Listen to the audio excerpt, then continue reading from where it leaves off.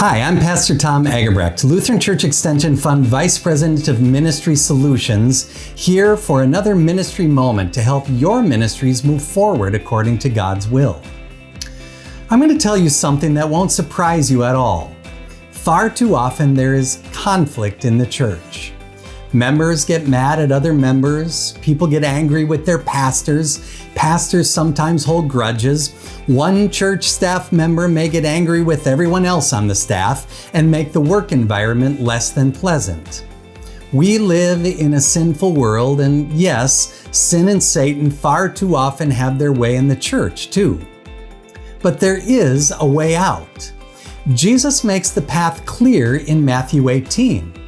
Go and read it if you haven't in a while. You may recall that the first step Jesus declares is this: if your brother or sister sins against you, go and tell him his fault between you and him alone. If you're going through conflict right now, have you done that? Really? Have you gone and spoken to that person? Jesus' first step toward conflict resolution is the one people often leave out or refuse to do. You may think it's too hard. You don't want to escalate the situation. You fear the outcome or are afraid that it will make matters worse.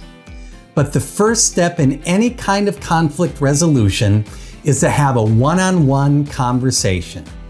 So, here are some suggestions for a potentially joyful ending to this kind of difficult conversation, so that you never have to get to Matthew 18's second, third, or fourth steps. First, use assertive language.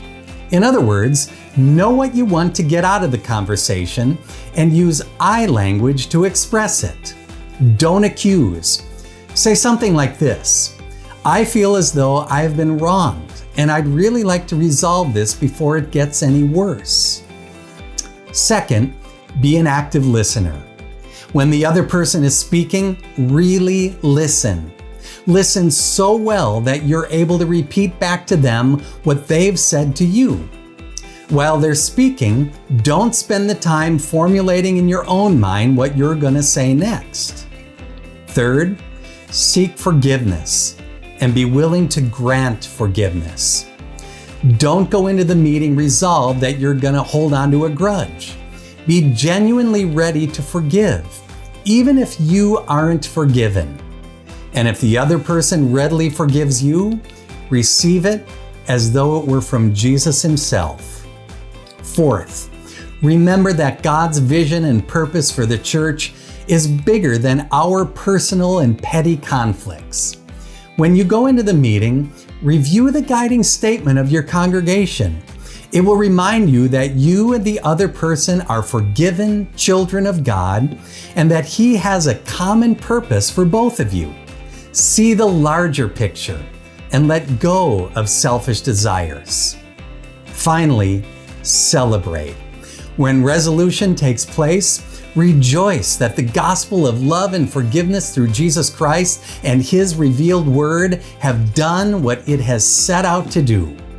Resolve to move forward in unity and peace.